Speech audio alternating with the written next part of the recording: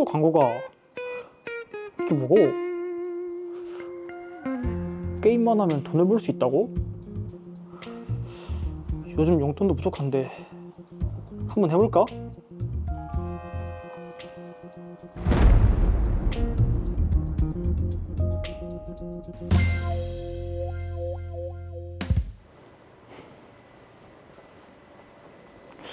아싸! 아, 근데 끝발 좋은데? 벌써 100만 원 땄고.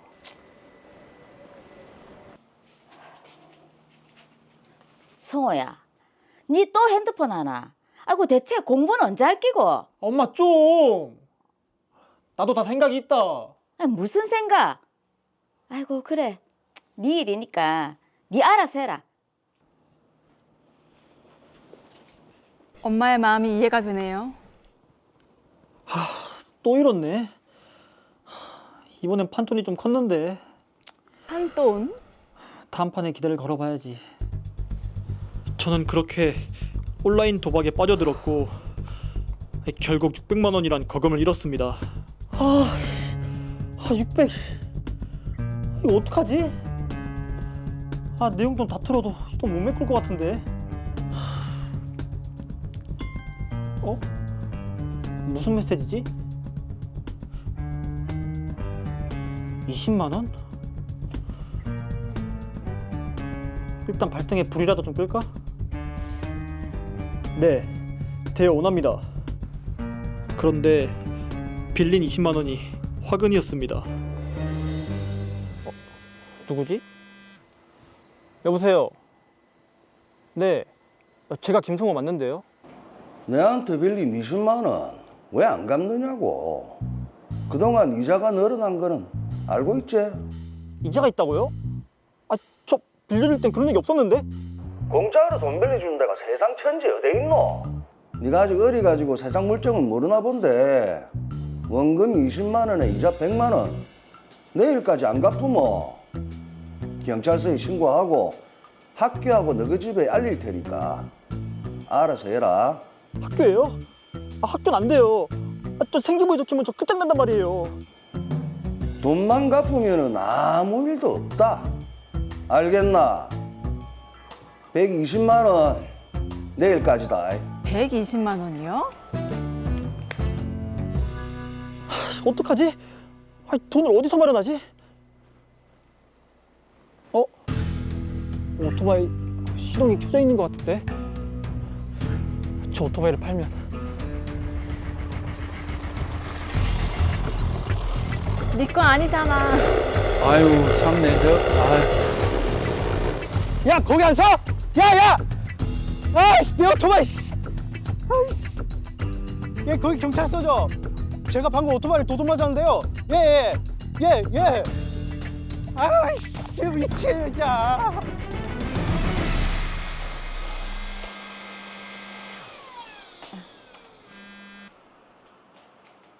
제가 김성호 보호자 맞는데요. 네? 우리 성호가 오토바이를 훔치다 걸렸는데 온라인 도박 때문에. 아니 대체 이게 무슨 일이고? 어머머, 우리 성호 어쩌노?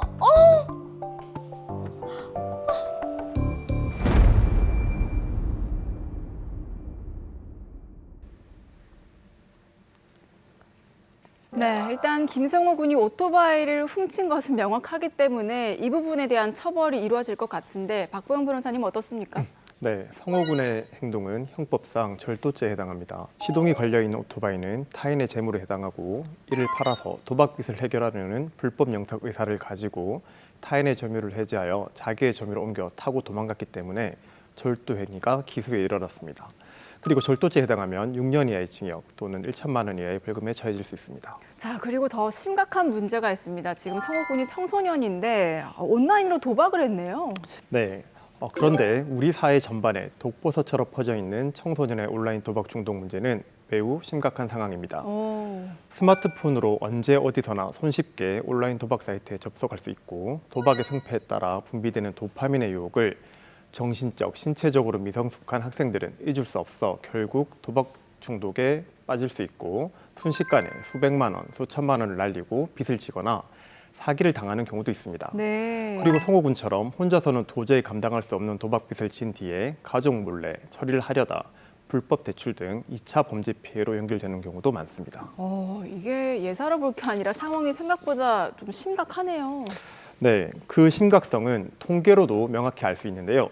최근 건강보험심사평가원에서 발표한 자료에 따르면 청소년 도박 중독 환자는 2022년 64명에서 2024년 210명으로 3.3배 증가했고 이 중 69명은 입원 환자라고 합니다. 예. 그리고 경찰청 자료에 따르면 도박 범죄로 검거된 청소년은 2022년 76명에서 2024년 631명으로 8.3배 늘었으며 이 중 만 10세에서 13세, 즉 촉법 소년 범죄는 2명에서 72명으로 36배 증가했다고 합니다. 아이고야. 특히 온라인 카지노 검거 건수는 2022년 2명에서 2024년 93명으로 불법 스포츠 토토 역시 36명에서 109명으로 늘었다고 합니다. 이야, 이게 실제 통계 수치를 보니까 예. 굉장히 심각하네요. 저도 사례를 하나 봤는데 A 양이 있는데 이 A 양이 얼마 전에 이제 남자친구에게 도박을 배웠습니다. 아유, 남자친구. 문제네. 어쨌든 그 도박을 배워서 빠지게 되니까 결국 말씀하신 대로 불법적으로 비정상적으로 대출을 받아서 예. 돈이 불어났단 말이죠. 그러니까 그 대출업자가 A 양뿐만 아니라 부모를 협박하는 그런 경우까지 있더라고요. 아이고야. 그러니까 이게 온라인 도박이 도박에서 끝나지 않고 네. 2차 범죄로 이어진다는 게 또 심각한 문제네요. 네, 맞습니다. 예. 유사한 사례로 고등학생 B군은 온라인 도박을 하다가 불법 도박 혐의로 벌금형을 선고받았다고 합니다. 바카라나 스포츠 도박 등의 수천만 원어치를 소모하는 과정에서 빚과 도박 자금을 벌기 위해 중고거래 사기까지 벌이기도 했다고 하는데요. 이야. 이로 인해서 사기 혐의까지 추가되어 사회봉사명령 처분을 받았다고 합니다. 청소년의 도박은 단순한 범죄로 끝나는 게 아니라 자신의 생활기록부에 남아서 입시에도 악영향을 줄 뿐 아니라 평생 따라다니는 꼬리표가 될 수 있다는 점을 명심해야 합니다. 이 정도면 심각한 게 아니라 그냥 위험한 정도거든요. 이 네. 정도면 아까 말씀하신 대로 사회 문제로 봐야 되지 않을까 싶은데요. 청소년 불법 도박은 개인의 학업과 건강을 해치는 문제를 넘어 가정 붕괴, 범죄 재발, 사회적 비용 급등으로 이어지는 사회 문제로 인식해야 합니다. 특히 스마트폰의 일상으로 점점 도박 중독에 빠지는 연령이 낮아지고 남녀의 구분도 없어지고 있어 청소년 도박은 단순한 일탈이 아니라 사회적인 병리 형상입니다. 단순히 한 가정이나 개인의 문제가 아니라 정부 차원에서의 대책이 필요하고 청소년 전문 치료기관 확충, 상담 인력 보강, 학교 및 지역사회에서의 예방교육 확대 등의 대응이 시급하다고 보입니다. 네. 저희가 앞서서 드라마를 봐서도 그렇지만 네. 문제가 이제 부모님들이 내 아이가 불법 도박을 하는지 모르고 있다가 이렇게 일이 커지고 나서야 인지하는 경우가 또 많잖아요. 그렇죠. 이걸 좀 미리 알아야 예방이 가능할 것 같은데 좀 방법이 없을까요? 네, 정말 좋은 질문이신데요. 항상 미리 예방하거나 초기에 발견하게 된다면 심각한 문제 상황에 처하는 것을 방지할 수 있죠. 먼저 아이들에게 도박을 하게 되면 형사처벌이 든다는 것과 특히 생기부에 기재되어 원하는 상급 학교로 지나갈 수 없게 된다는 점을 반드시 명심할 수 있도록 주지시켜 주셔야 합니다. 네. 그리고 우리 아이가 평소와 다르게 부모님께 자주 돈을 요구하거나 부모님 지갑에 손을 대거나 대화 중에 돈을 쉽게 버는 방법을 알고 있다고 하면 의심해 봐야 합니다. 또 집단으로 모여서 스마트폰을 보고 있는 장면이 자주 목격되거나 도박 관련 용어나 언어를 사용하거나 스포츠 경기 결과에 민감한 경우에도 한 번쯤은 확인해 봐야 합니다. 네. 자, 변호사님 말씀을 듣고 보니까 정말 좀 의심해봐야 될 행동들이 좀 많이 있네요. 네. 그리고 부모님과 가족의 관심이 있다면 우리 아이들을 도박 중독에 빠지지 않게 할 수 있는데요. 조금 더 말씀드리면 학교나 교우 관계에서 친구, 선후배 간 금전 거래로 인해 갈등이 발생하거나 학업보다는 아르바이트에 집착하며 조퇴나 결석이 늘어나는 경우, 고가의 브랜드 용품에 예를 들어 옷, 가방, 시계, 전자제품 등이 갑자기 늘어나는 경우에도 도박을 하고 있는 것은 아닌지 의심해봐야 하는 정황 중에 하나입니다. 자, 어쨌든 이제 다시 그 드라마 사건으로 돌아와서 성우군 같은 경우는 일단 온라인으로 도박을 했지만 도박죄가 성립이 되지 않습니까? 그럼 처벌을 받게 되는데 청소년들이 도박을 했을 경우 처벌이 어떻게 되죠? 청소년 도박의 경우도 기본적으로 형법상 도박죄로 처벌됩니다. 다만 만 14세 미만인 경우 형사처벌이 아니라 소년보호 처분을 받게 되는데요. 만 14세 이상의 소년은 형사처벌 또는 소년보호 처분 모두 가능합니다. 네. 그리고 형법상 도박죄에 해당하는 경우에는 1,000만 원 이하의 벌금을 받고 상습 도박인 경우에는 3년 이하의 징역 또는 2천만 원 이하의 벌금에 처해질 수 있습니다. 자, 그런데 도박이라는 게 사실 뭐 한 번쯤은 경험해 볼 수도 있지라고 이런 마음으로 시작을 했다가 뭐 가랑비에 옷 젖듯이 서서히 좀 그렇죠. 중독되는 게 사실이잖아요. 예, 맞습니다. 예. 특히 청소년은 뇌 충동 조절, 계획 기능이 미성숙해서 중독에 더 깊게 빠질 수 있습니다. 그리고 최초 한 번 접하기가 어렵지 두 번째부터는 무덤덤해지는 것이 도박의 습성입니다. 네. 또래의 유혹, 인플루언서, SNS의 도박성 콘텐츠, 스트레스 해소, 부모님의 무관심이나 지나친 통제와 같은 가정 환경 등이 복합적으로 작용해서 도박이 하나의 탈출구가 되어버리면 순식간에 중독되게 됩니다. 자, 변호사님께서 도박의 어떤 경각심에 대해서 자꾸 이제 강조를 해주셨는데 또 도박을 또 반복적으로 한다는 것은 상습범으로 처벌받을 가능성도 높아진다는 뜻 아니겠습니까?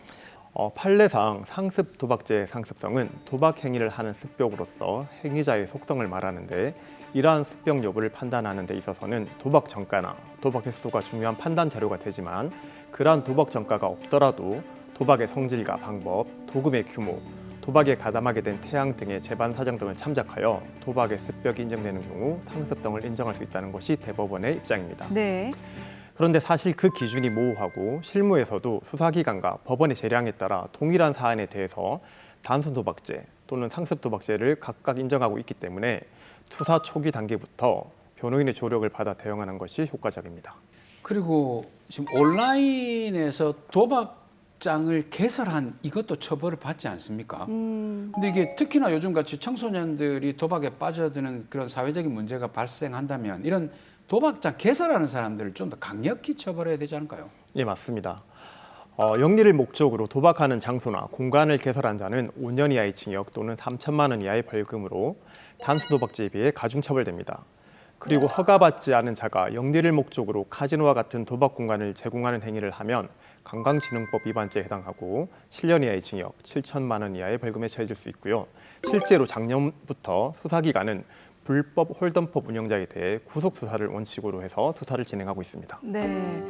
자, 다시 이 사건을 보면 드라마에서 정산성 씨가 성우군에게 20만 원을 빌려주고 이렇게 며칠 사이에 이자로 100만 원, 그래서 120만 원을 갚으라라고 했는데 이거는 뭐 갚아야 됩니까? 네.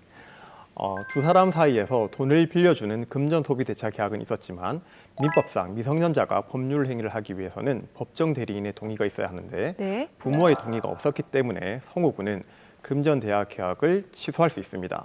이 경우 빌린 돈을 갚아야 하는지가 문제되는데요. 계약이 취소되더라도 빌린 돈이 남아있다면 즉 현존하는 한도 내에서는 반환 의무를 지나 만약 남은 돈이 없다면 반환 의무가 없습니다. 그리고 취소는 소급표가 있어서 처음부터 금전 대여 계약은 없는 것이 되므로 이자 지급의 의무도 없습니다. 다만 미성년자가 속임수로 성년인 것처럼 행세한 경우에는 취소가 제한되긴 합니다. 네, 마지막으로 이 사건 정리해 보겠습니다. 김성호 군과 엄마 이주미 씨에게 한마디 해주시죠. 성우군의 도박 중독으로 본인도 부모님도 많이 힘든 상황이지만 이럴 때일수록 차분히 하나씩 해결해 나가면 되니 너무 걱정하시지 마시기 바랍니다. 먼저 백영진 씨의 오토바이를 훔친 행위는 명백한 절도죄가 되니 피해자에게 피해복을 해주고 합의 및 처벌 불원서를 받아 경찰에 제출하시기 바랍니다. 그리고 정찬성 씨와의 금전 소비 대차 계약은 취소할 수 있는 법률 행위인데요.